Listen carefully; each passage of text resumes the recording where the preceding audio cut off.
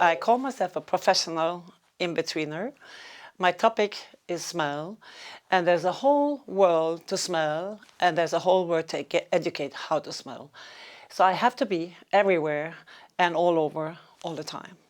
So instead of dedicating myself to one discipline, I decided to be a little bit everywhere because there is air and molecules everywhere. So I try to understand the invisible part of life. In this case, the air we all breathe. The air is a shared endeavor. We all contribute to it and contribute to its existence. It's political and not political. I think it's, the fact that we are equipped with amazing interfaces called the senses. These are kind of software in the hardware body. And we tend to pretend that we understand the world by looking at it. And it's not correct, we don't get enough information by looking at things, we know that. We are not, it doesn't make us happier, it doesn't make us more understanding what's going on, and I think by understanding the world, using all our senses properly, we start to engage with it differently. And I think emotional reaction is essential to action. And what smell is genius at is to activate emotion. So it's a missed opportunity not to take the senses, specifically the sense of smell, more seriously than we have done for too many generations. And now, after COVID, we sanitize, we sterilize the world massively, and now we try to get back and cope with the reality.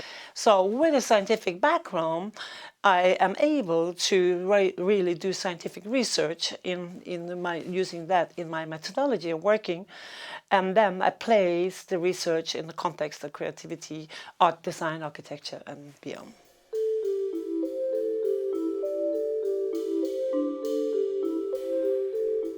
First of all, it's interest in my method of working, of exploring, of showing up in the field. Being there is half my job, and very often, we tend to understand what the world is like by operating from our studios, our labs, etc. And that experience, I think, is very interesting for a lot of clients and a lot of institutions. Like, wow, somehow that person knows what she's talking about.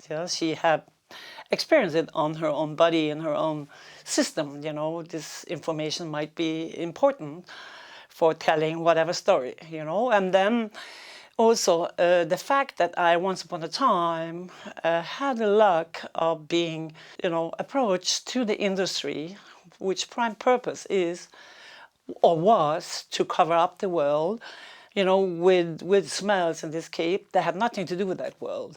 And suddenly I got access to this knowledge for other purposes.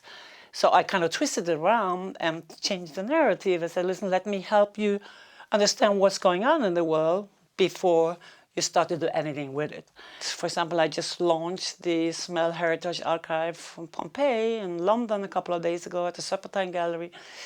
And it's an investigation into, archaeology as a method of understanding the past. Normally, archaeologists are digging or looking for things. And I was there to challenge them, when you dig and you look, you also activate the soil, and molecules are activated that were sleeping beauties for hundreds of millions of years. Are you aware of that these molecules potentially could add some information to what you experience and how you could potentially write your protocol in the future? And that was, for me, the conversation in the field was like a wake-up call for a lot of these experts.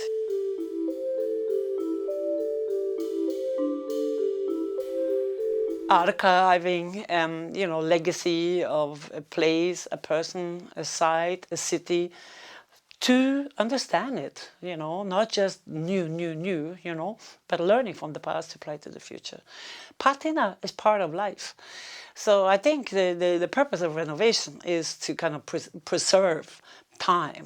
Pollution is part of time. You cannot clean everything away. And what are you talking about in the future? Will you refer to this time or this situation? So I think, how do you do that? How do you preserve patina? How do you preserve dirt? How do you preserve pollution in a way that makes sense, for the future generation? I think it's massive, and that's also why smell is so interesting, because it can be data, yeah, and it can be replicated, reproduced endlessly for the purpose of talking about these things. I'm a smell archaeologist or forensic chemist, or, you know, all this beautiful title plus smell in front of all of them. So it's literally in betweener, you know, because there's air in between all of it, yeah. And in the case of architecture, you know, it's, if a space is empty, it's still full of air. That means the traces from what has been and what is coming is packed by some structure, yeah. And this is my starting point, and I think that is so beautiful, you know. Sometimes you don't need more.